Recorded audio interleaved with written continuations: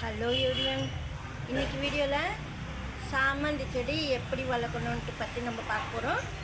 நம்ம ஒரு கன்று பதியத்துக்கு வச்ச உடனே அதுலேருந்து எப்படி நம்ம வளர்க்கணும், மொட்டு வச்சா எப்படி ஃபெர்டிலைசர் கொடுக்கணும், எந்த ஃபெர்டிலைசரில் கொடுத்தா நிறைய மொட்டு வரும், அதை பற்றி தான் நம்ம பார்க்க போகிறோம். வீடியோக்குள்ளே போகிறதுக்கு முன்னாடி புதுசாக பார்க்குறோங்க நம்ம சேனலுக்கு சப்ஸ்கிரைப் பண்ணிக்கோங்க. வாங்க வீடியோக்குள்ளே போகலாம். இப்போ இந்த அடினியம் பார்த்தீங்கள, ரோஸ் கலரு சூப்பராக இருக்குது பாருங்கள். இதில் இன்னொரு மொட்டு இருந்தது, விழுந்துருச்சு. சரியாக கொஞ்சம் எருவெல்லாம் நான் கொடுக்கல, அதனால் கொட்டிடுது போல். நம்ம கொஞ்ச நாள் சரியாக பார்க்கலன்னா கூட செடிங்கெல்லாம் சரியாக வராது. அதுக்கு சொல்கிறேன் நான். இந்த நீல கலர் உங்களுக்கு அப்புறமா நிழலில் வச்சு காட்டுறேன். இப்போ வெயிலிங்க. நேற்று தான் இந்த சாமந்தி கிளை கட்டிங்ஸ் பண்ணி வச்சேன். அதாவது நான் கட் பண்ணல, பூ நல்லா ஏறி உடச்சிச்சு. நான் என்ன பண்ணேன்னா கொஞ்சம் அடி பாகத்தில் கட் பண்ணிவிட்டு இந்த கிளை நட்டுட்டேன்.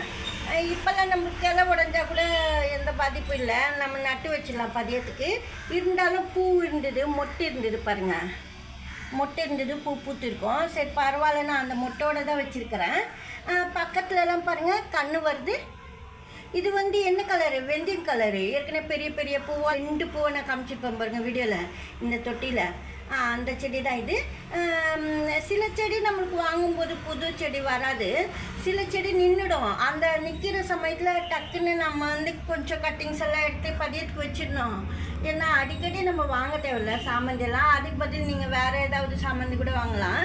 இப்போ ஒரு கலர் சாமந்தி வாங்குறீங்கன்னா அது நீங்கள் காப்பாற்றிட்டிங்கன்னா அடுத்த சாமந்தி வேறு கலர் கூட வச்சுக்கலாம். ஆனால் எனக்கு ரொம்ப இந்த பிஸ்கட் கலர் வருது பாருங்க, அதுவும் இந்த மெரூன் கலரு, இந்த 2 தான் பிடிக்கும். அதிகமாக அந்த செடிங்களை தான் உருவாக்கணும்னு பார்க்குறேன். ஏன்னா எனக்கு சாமிக்கெல்லாம் உதவும்னு சொல்லிட்டு, சப்போஸ் யாராவது நம்ம கேட்கும்போது அந்த செடிங்கள்லாம் கொஞ்சமாக கொண்டு வச்சுட்டு பண்ணிக்கலாம். அதிகமாக வைக்க மாட்டேன் நான். இது எல்லோ கலரு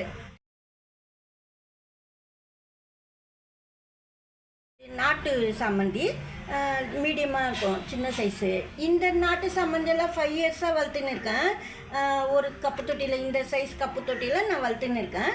அதுலேருந்து பதியத்துக்கு எடுத்து இது போல் சின்ன கவரில் கப்பு தொட்டிலெல்லாம் வச்சுன்னு இருக்கேன். இது கூட நல்லதாக பரவாயில்ல வருது.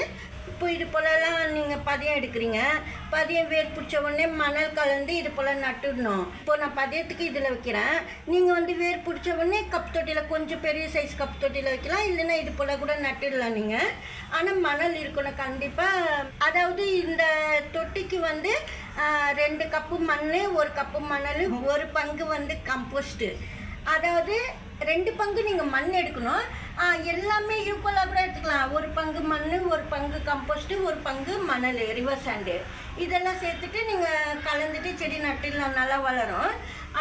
ஆனால் உச்சி வெயிலில் வைக்காமல் பாதி நிழல் பாதி வெயில், நான் அது போல் தான் வச்சுன்னு இருக்கேன் செடியெல்லாம். இப்போ கூட நான் கண்ணெல்லாம் கொண்டு காமிச்சிருப்பேன் கப் தொட்டிலலாம். அது கொஞ்சம் இப்போ வெயிலில் வச்சுட்டு வந்திருக்கிறேன், மாற்றி வைக்கணுன்றதுக்காக. அதனால இந்த சின்ன கவரில் வச்சு நான் காமிச்சிருக்கேன். இப்போது இது போல் நீங்கள் கவரில் பதியம் பண்ணுறீங்க. கவர்லேயே கூட நீங்கள் பதியம் பண்ணிவிட்டு கொஞ்ச நாளைக்கு வளர்க்கலாம். இதிலே பாருங்கள் இவ்வளோ நிறைய பிரான்ச்சஸ் வந்திருக்கு. இதிலே 200 பூ கூட வரும். நம்ம அது கொஞ்சம் தெரிஞ்சுட்டு நீங்கள் வளர்க்கலாம். 200 பூ இந்த சின்ன கவரில் எப்படி வர வைக்கிறதுன்னு சொல்லிட்டு. போன வருஷம் கூட நான் காமிச்சிருப்பேன். போன இயருக்கு ஒயிட் கப்பு தொட்டியில் 200 பூ மேலே பூத்துதுன்னு சொல்லிட்டு. வளர்க்கும்போது தெரிஞ்சிடும் சின்ன தொட்டியில் எப்படி அந்தளவுக்கு பூ பூக்க வைக்கிறதுன்னு சொல்லிட்டு. இது இப்போ பிரான்ச்சஸ் வருது. நுனி கிள்ளிடணும். இப்போது ஆல்ரெடி நான் நுனி கிள்ளிட்டேன், இனிமேல் தான் வரும். இப்போவே நிறைய தான் இருக்குது பாருங்கள் சின்ன கவரில் கூட. இது போல் நுனி பிஞ்ச் பண்ணி விட்டிங்கன்னா, அதாவது மேல் முனையில் கிள்ளி விட்டுட்டிங்கன்னா கிளை பக்கத்து பிரான்ச்சஸ் நிறைய போடும். இப்போ ஒரு செடி இப்போ நடுறீங்க, 2 மாதம் வரைக்கும் நீங்கள் கிள்ளி விடலாம்.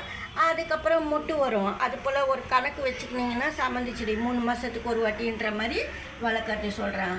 இப்போ இது போலலாம் பிஞ்ச் பண்ணி விடுறோம். மண்ணும் கொஞ்சம் நல்லா கலந்து வைக்கணும்னு சொல்லியிருக்கேன். இதுக்குள்ளே ஃபெர்டிலைசர் என்ன கொடுக்கறதுன்னா நல்லா வளர்கிறதுக்கு சொல்கிறேன். இது போல் கண்ணுங்கள்லாம் வைக்கும்போது மண்புழு எருவு தான் தண்ணியில் கலந்து 10 days ஒன்ஸ் நீங்கள் தண்ணி கொடுக்கணும், லிக்விட் ஃபெர்டிலைசரு. கூடவே பாருங்கள் இது ரைஸ் வாட்டரு.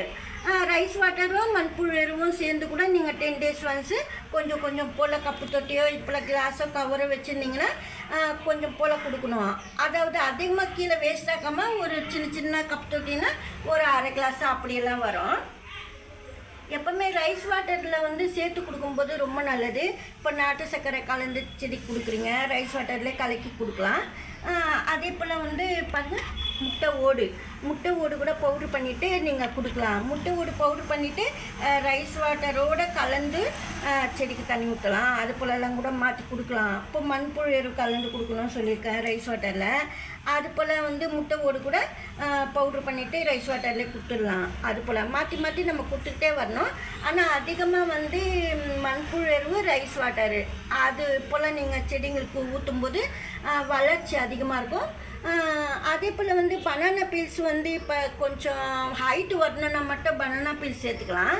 இல்லைன்னா பனானா பீல்ஸ் வந்து மொட்டு வைக்கும்போது கூட நீங்கள் சேர்த்துக்கலாம். கொஞ்சம் வந்து வேப்ப முன்னாக்கு அப்பப்போ வந்து இப்போ வேப்ப முன்னாக்கு தண்ணி ஊற்றணும் நம்ம.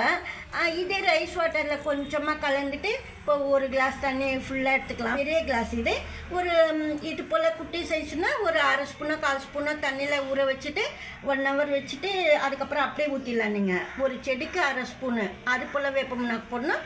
இல்லைன்னா மஞ்சத்தூள் போடணும். வேப்ப முன்னாக்கு ஒரு வாட்டி போடுறீங்கன்னா மஞ்சத்தூள் ஒரு வாட்டி போட்டுக்கலாம்.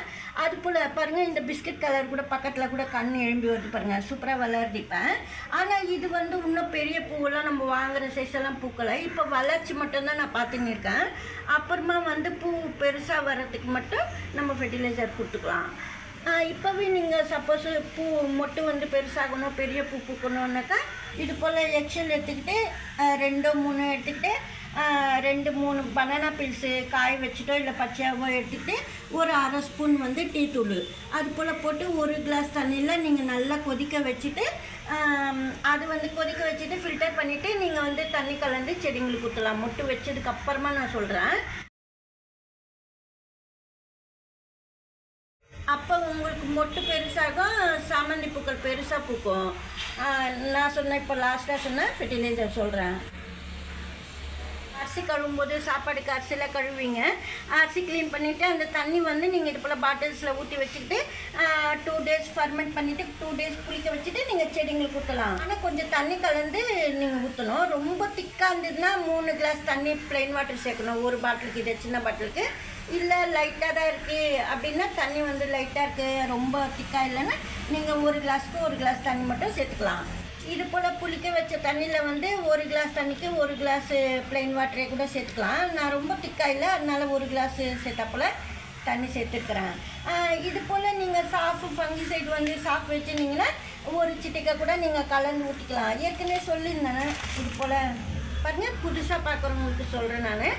சப்போஸ் பிரான்ச்சஸ்லாம் இது போல் கிள்ளி வேர் வர வைக்கிறீங்க, பிரான்ச்சஸ் பதியம் பண்ணிவிட்டு சம்மந்திக்கலை, அந்த சமயத்தில் கொஞ்சம் வேர் பிடிச்சவுடனே வேர் பிடிக்கலனாலும் ஊற்றலாம். வேர் பிடிச்சதுக்கப்புறமா இந்த மாதிரி செடிங்களுக்கெல்லாம் தண்ணி இந்த மாதிரி ரைஸ் வாட்டரில் கூட கொஞ்சமாக ஒரு சிட்டிக்கை 1 கிளாஸ்க்கு போட்டு கலந்துட்டு 3-4 செடிக்கு ஊற்றலாம் நீங்கள் கொஞ்சம் போல். ரொம்ப நல்லது. இப்போ நான் வந்து ரைஸ் வாட்டர் மட்டும் கொடுக்குறேன். ஏன்னா வெயிலில் இருந்தது இந்த செடிங்கெல்லாம், அதனால சொல்கிறேன். அதாவது இது போல் கொடுக்கும்போது நீங்கள் சாயங்காலத்தில் கலந்து கொடுக்கலாம் ரைஸ் வாட்டரில் சாஃபு. இது போல் ரைஸ் வாட்டரில் கொடுக்கும்போது ரொம்ப நல்லது. இது வந்து இன்னும் வேர் பிடிக்கல, இருந்தாலும் ரைஸ் வாட்டர்லாம் ஊற்றலாம், சீக்கிரமாக வேர் பிடிக்கும்.